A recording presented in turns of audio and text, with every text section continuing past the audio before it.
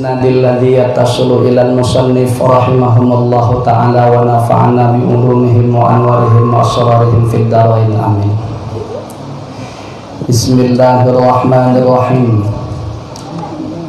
Nabiullah Daud alaihi salam berkata, al-mar'atu su'u ala ba'liha kal hamli thaqili ala syaikhil kabir wal mar'atu salihatu katajil murassaq bidzahabi kullama ra'aha qarrat ainuhu bi ru'yatiha.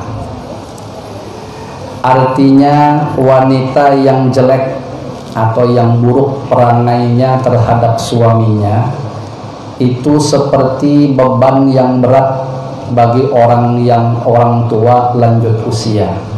Jadi istri yang buruk perangainya, yang suka menyakiti hati laki, ya, yang berbicara kasar, yang dipinta nolak, ya. Nah, itu seperti beban yang begitu berat bagi orang tua yang sudah lanjut. Orang tua tuh disuruh mengangkat semen 1 sak, kan berat tuh, apalagi 2 sak, patah tulangnya. Nah, begitulah keadaan istri yang buruk atau jelek perangainya kepada suami itu. Dan wanita yang baik adalah seperti mahkota yang bertahta emas. Setiap kali suami memandangnya, sangat menyenangkan pandangan matanya lantaran melihat istrinya itu. Nah, jadi kalau istrinya itu adalah istri salihah, istri yang baik di mata suami, itu seperti mahkota, ya, sehingga setiap laki itu mandang mesti akan menimbulkan semacam kesejukan, ketenangan, senang, ya. Kayak orang jatuh cinta tuh, sesebentar nak mandang, sesebentar nak mandang aja. Is, katanya ngapel abang nih getek nih ya, bisa. Ya, kau tuh cantik nih ya, bisa. Wah, itu berarti mantap. Ini saat lakinya mandang bini tetangga, saat mandang bini tetangga lah, haula wala quwata illa billah. Berarti ada yang tak beres pada bini itu, ya. Nah, jadi lakinya lebih tertarik mandang ke orang lain ketimbang mandang bininya sendiri. Nah, itu seperti apa tadi? Seperti mahkota, artinya yang di belakang tuh. Nah, jadikanlah diri kalian seperti itu. Jadi seakan-akan laki itu kalau mandang lekat, tak ada lagi mandang ke lain. Nah, tentu ini menjadi semacam isyarat kita harus menjaga penampilan, ya, karena bagaimanapun penampilan itu akan terasa nyaman dipandang. Kalau penampilannya buluk, nah payahlah bilangkan buluk, misalnya. Saat didekati bersin, ya. Nah, itu berarti ada yang aneh. Istri hendaknya wajib merasa malu terhadap suami, tidak berani menentang, menundukkan muka dan pandangannya di hadapan suami. Taat terhadap suami ketika diperintah apa saja selain maksiat. Saat sudah disuruh lakinya, pokoknya nurut. Telentang umanya, telentang. Behiring umanya, jemaah amin kan, behiring. Nurut. Suruh behiring ngelungkop kawan. Nah, diam ketika suami berbicara. Jadi dengarkan aja. Menjemput kedatangan suami sewaktu keluar rumah, maksudnya sewaktu datang dari luar rumah nih. Wah, tok tok tok, assalamualaikum. Berdadas lari gini ya, bandokan cuman. Ya Allah, Bang Amin datang, katanya. Ya Allah, buka pintu langsunglah di ruang tamu. Masya Allah, Bang Amin. Menampakkan cintanya terhadap suami apabila suami mendekatinya. Menyenangkan suami ketika akan tidur. Wah, sebelum tidur dia ada tawar-tawar dulu, abang mau dipijiti dulu bang, misalnya. Itu cantik itu, dah lari langsung jadi airnya. Dan pakai mukodimah gitu, langsung namanya laki ini, apa namanya, kebiasaan nafsu itu. Nah, kemudian mengenakan harum-haruman, nah, 1000 bunga, wah, 2000 bunga ya. Membiasakan merawat mulut dari bau yang tidak menyenangkan dengan misik dan harum-haruman. Kalau misik jarang lah. Kalau bau mulut itu biasa kan kayak Pepsodent misalnya begitu, atau sebelum goreng dengan laki itu sambil makan permen gitu. Jadi harum apa tuh permennya, apa, relaksa. Oh, kalau kopiko belawasan goreng. Ya, gitu, ini cantik begitu. Ini dah setiap laki nyium bawa naga, membersihkan pakaian, ya, membiasakan bersolek, berhias diri di hadapan suami. Jangan berhias bila ditinggal pergi suami. Nah, kalau suaminya tidak ada di rumah, istilahnya tuh dia mau keluar, jangan berhias di saat itu sebenarnya. Tapi ketika suami ada di dalam rumah, itulah dia berhias. Bila perlu tawarkan, bang, abang kalau nengok rambut aku hitam nih bagus tak kalau aku belang-belengi. Oh, asalnya dikasih apa namanya tuh, semir. Wah, ya bagus juga deh mungkin. Yang mas sekarang kan ada semir ini kan ada rata tuh, model kayak bergelombang tuh. Wah, mantap. Merah, kuning, hijau. kata bini, macam mana bang kalau sudah disemir? Mantap, kata laki. Payah lah bilang, macam mana ayam kalkun. Belang-beleng gitu ya. Nah, asal lakinya senang begitu. Nah, kemudian Asy-Syaikh Asma'i berkata, di suatu pelosok desa saya melihat seorang wanita mengenakan baju kurung merah dan tangannya dipacar atau diinai dengan membawa tasbih. Oh, bayangkan bajunya itu apa istilahnya tuh, habang ya, jadi mencolok begitu. Tapi hebatnya tangannya tanyaku, alangkah jauhnya ini dan itu. Maksudnya tangan yang pegang tasbih dan baju kurung yang tadi sangat mencolok. Maka berkatalah wanita itu dengan syair berbahar tawil. Nah, ada bahar tawil namanya. Walillahi minni janibun la udhi'uhu walillahwi minni wal bitalati janibu. Nah, itu salah satu lagu bahar tawil gitulah kira-kira. Untuk Allah aku punya waktu dan aku tidak menyia-nyiakannya. Untuk bermain-main dan bersenang-senang aku pun punya waktu. Maksudnya perempuan ini pengen ngasih tahu, urusan aku ke Allah nih, pakai tasbih ini aku sudah punya waktu untuk aku bagi dengan Allah. Tapi di saat aku menyenangkan hati laki aku dengan aku memakai pakaian yang begitu indah, yang begitu mencolok suami aku suka, itu pun juga aku kasih bagiannya. Jadi seakan-akan dia tidak ngekop waktu itu hanya untuk Allah aja, sehingga lakinya jadi tidak ada terurus, ya. Nah, atau untuk menyenangkan hati lakinya, sementara Allah tidak ada lagi terhubung, seakan-akan tidak ada lagi bahasa berwirid, tidak kayak begitu. Yang cantik itu semuanya terakomodir. Nah, ada waktunya ke sini, ada waktunya ke sini, ada waktunya ke sini, semuanya dipenuhi begitu. Itu yang bagus. Nah, maka ujar beliau Asy-Syaikh Asma'i tadi, saya tahu bahwa wanita itu adalah wanita sholihah yang bersuami. Dia berhias karena suaminya. Nah, dia kasih bahagian untuk suaminya untuk mencolek, mempercantik diri dia seperti tadi. Ya, warna merah, warna mencolok. Kalau kata orang, kalau cewek suka warna kuning biasa pencemburuan. Biasanya begitu. Kalau hirang, nah itu seperti yang kita lihat ini, kalau tandanya apa, wallahualam saya tidak tahu. Yang jelas itu akan aman dari pandangan orang kalau tengah malam, lampu mati, bercadar, itu kan akan aman gitu. Dari pandangan buas gitu. Kecuali kalau yang di sini pandangannya macam kucing, semakin gelap semakin terang malah. Nah, betul kan? Kucing itu semakin gelap semakin terang pandangannya, begitu. Nah, istri hendaknya jangan berkhianat pada suami ketika sedang pergi dari tempat tidurnya. Istri jangan menyelewengkan harta suami. Rasulullah Shallallahu Alaihi Wasallam bersabda, la yahillu laha an tut'ima min baitihi illa bi'idnih illa rutba min at-ta'amil ladzi yukhafu fasaduhu fa in at'amat an ridahu kana laha mithla ajrihi wa in at'amat bi ghairi idnihi kana lahul ajr lain dari rumah suaminya tanpa izinnya. Artinya bini ini tidak boleh mengasih-ngasih kepada orang lain kecuali dengan izin suaminya, kecuali makanan basah-basah yang dikhawatirkan rusak. Kecuali yang dikasih ini makanan, ini laki tidak ada makanan. Kalau tidak dibagikan jelas basi ini bakalan, daripada tersia-siakan lebih bagus dikasih orang, ibaratnya begitu. Nah, jika ia memberi makanan dari ridho suaminya, maka ia memperoleh pahala seperti pahala suaminya. Artinya kalau istrinya memberi sesuatu ke orang lain, sepengetahuan lakinya ridho dia ngasih, maka si bini pun langsung dapat pahala sebagaimana laki tadi. Nah, kemudian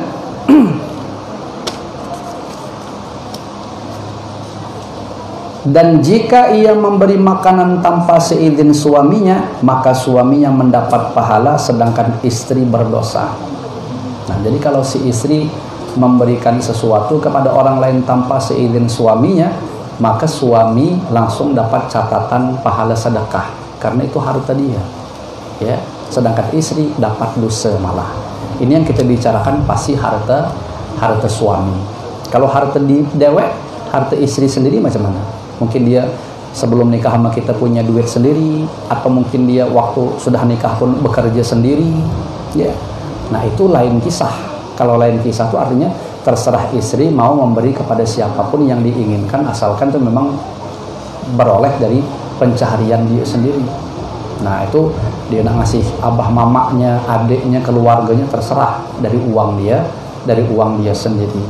Walaupun sebenarnya yang terbaik itu tetap supaya tidak menimbulkan salah sangka yang berujung kepada keributan antara dia dan suaminya. Alangkah bagus dua laki bini ini kalau mau menggunakan uangnya keluar, nah itu hendaknya sesama memberitahukan supaya sesama nyaman. Laki dengan duitnya dewek nak ngasih keluarganya, bininya tahu nyaman jadinya. Bini nak ngasih ke keluarga dia sendiri, lakinya tahu nyaman. Jadi sesama tahu aja begitu. Ya, jangan sampai gara-gara urusan yang macam itu menimbulkan keributan di antara dua laki bini. Nah, kalau saya itu alhamdulillah itu sudah mempraktekkan itu. Walaupun walaupun hal sekecil-kecil apa. Kalau ada lauk di rumah misalnya, dia nak ngasih siapa, istri saya, ngasih mertua saya, dia tahu tuh. Atau saya misalnya nak ngasih kue atau apa kayak ke rumah orang tua saya, istri saya bisa tahu. Nah, jadi sesama nyaman begitu. Ya, sesama nyaman.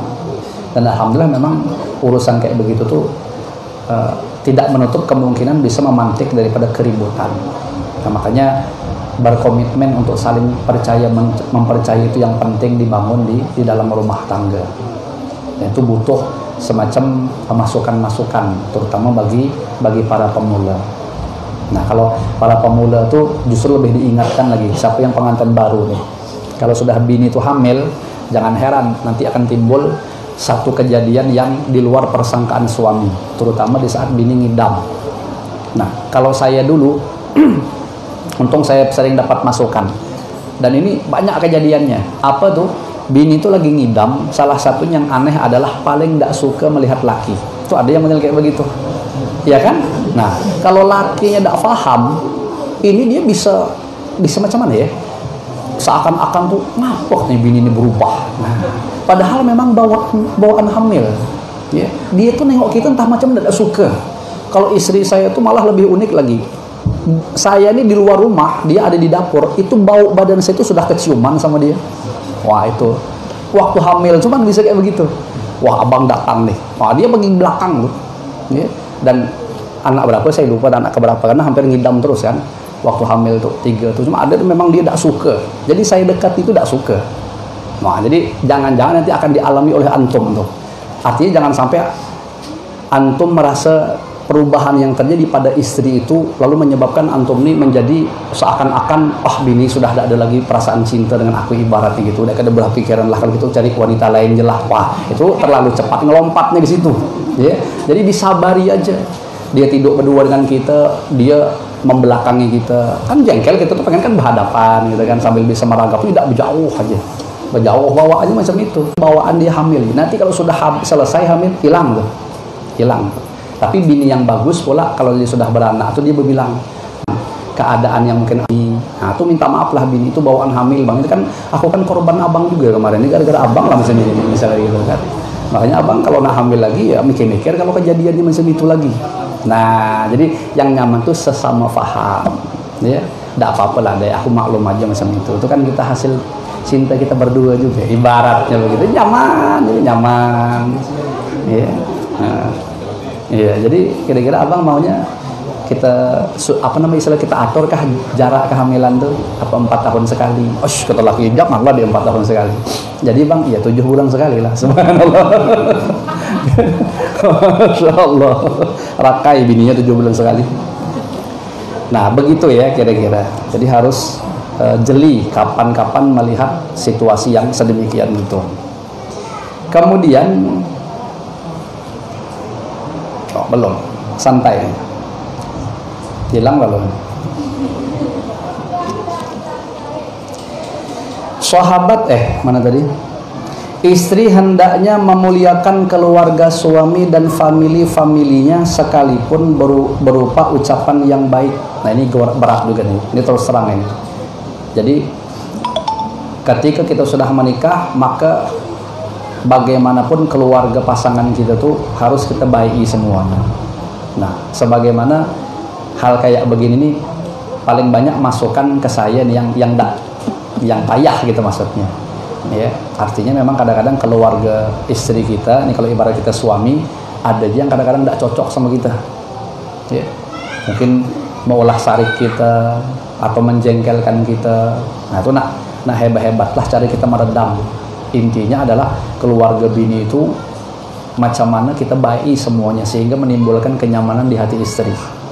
Begitu juga dibalik, bini nanti kadang-kadang bisa jadi tidak cocok dengan keluarga lakinya, entah abang ipar, adik ipar, apa keponaan, apa aci-acinya tuh ada aja pokoknya mula sarik gitu tuh.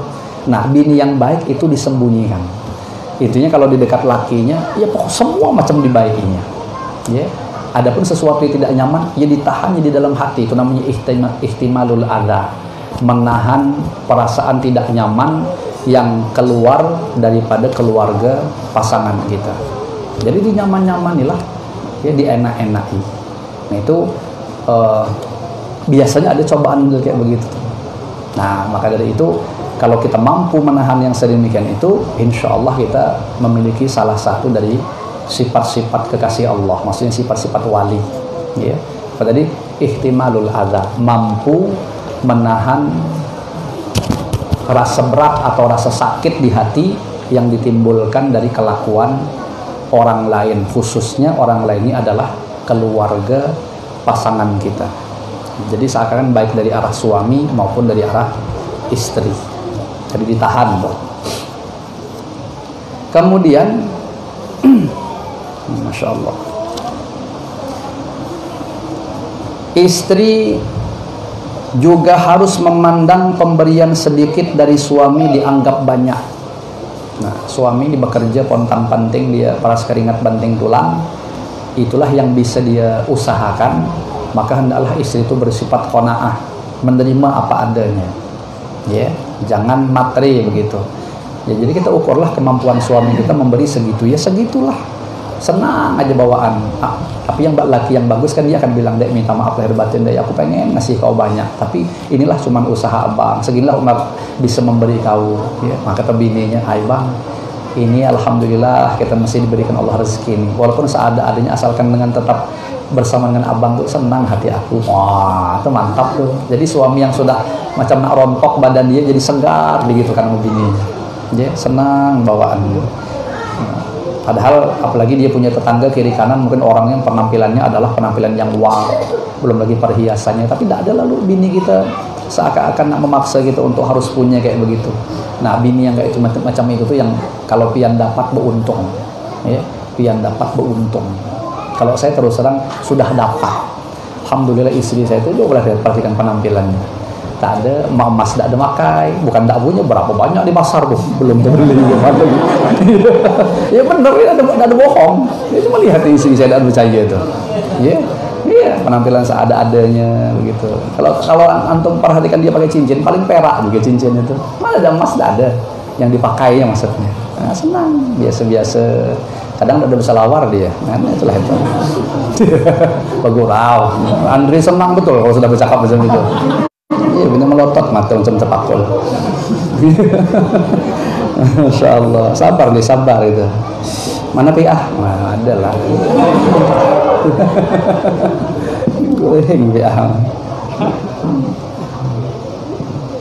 Kemudian menerima perbuatan suami. Apa aja yang digawi suami ke kita tuh terima aja. Ya. Kemudian memandang utama dan bersyukur atas sikap suami. Jangan menolak permintaan suami sekalipun di punggung unta. Coba bayangkan tuh. Lagi naik motor ke Jambi, dia tak tahan gitu ya. Ayo bang, singgahkan bang. Itu. Nikong dulu bang. Masuk apa namanya ke Gunung Mas gitu kan, singgah situ loh. Gitu.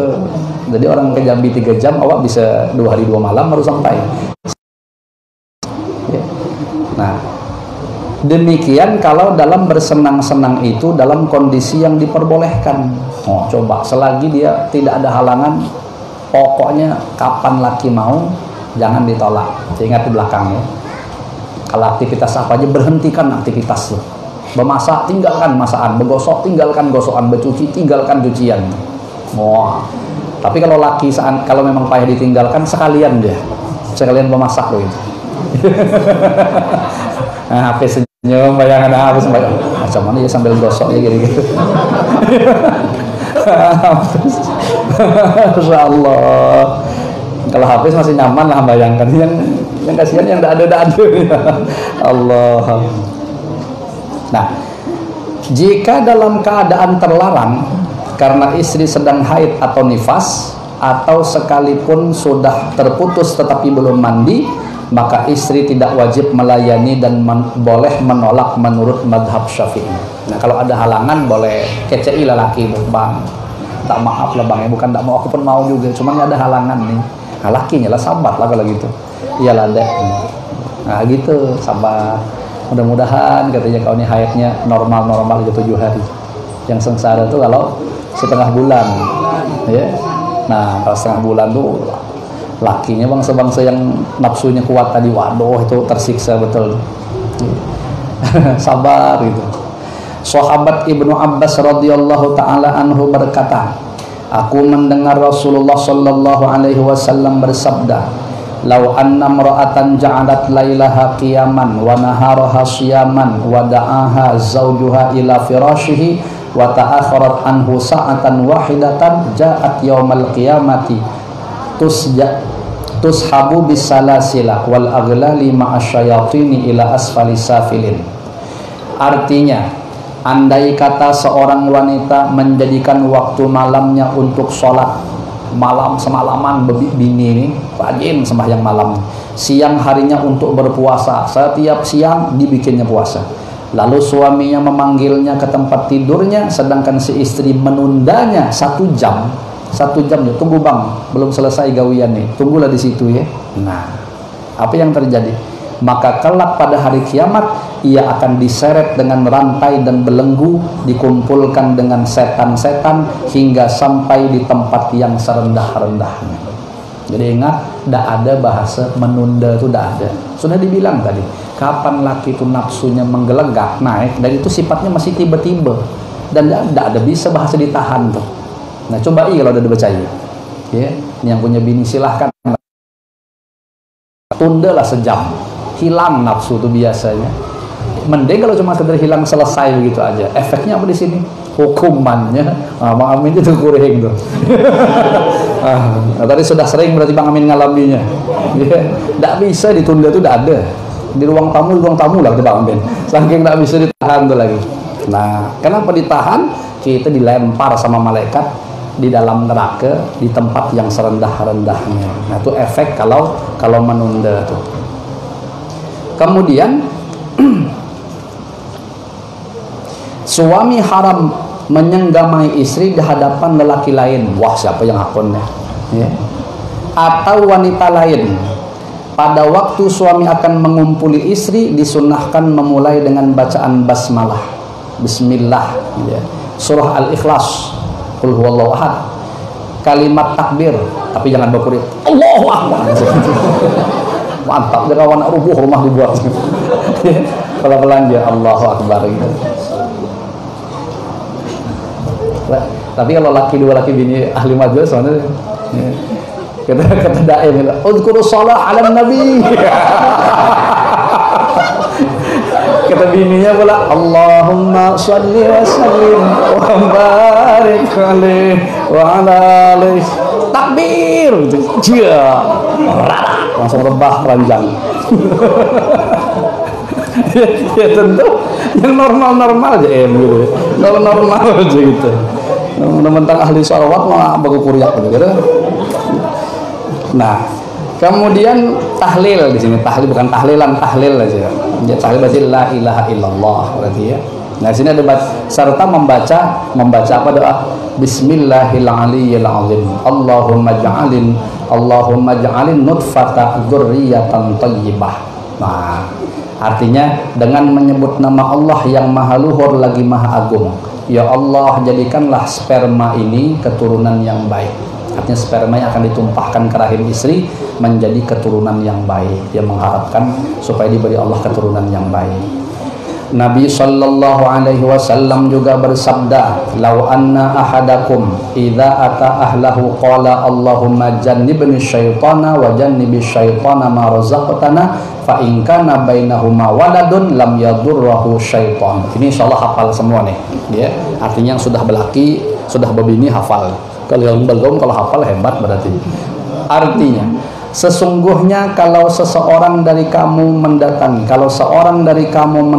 istrinya, artinya melakukan hubungan suami istri, ia membaca Allahumma jannibni syaitana wa jannibi syaitana ma razaqtana. Terjemahnya, ya Allah, jauhkanlah syaitan daripadaku dan jauhkanlah syaitan daripada apa yang telah engkau rezekikan kepada kami. Maksudnya anak tuh. Maka jika dari keduanya melahirkan anak, syaitan tidak akan dapat berbuat bahaya.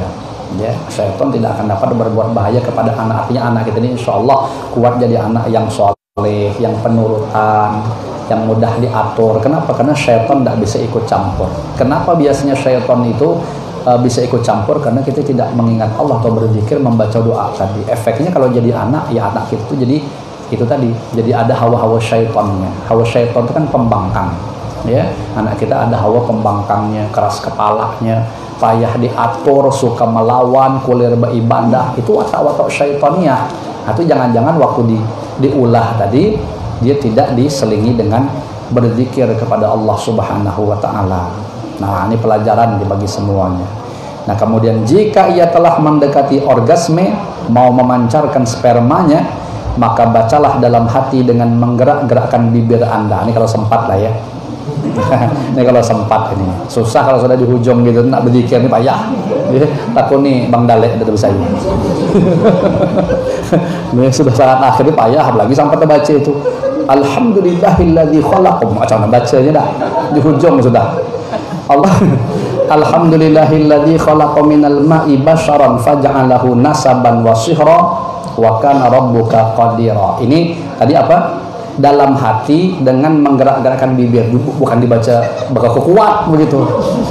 Sudah kalau kita tahu tetangga itu dua laki bini.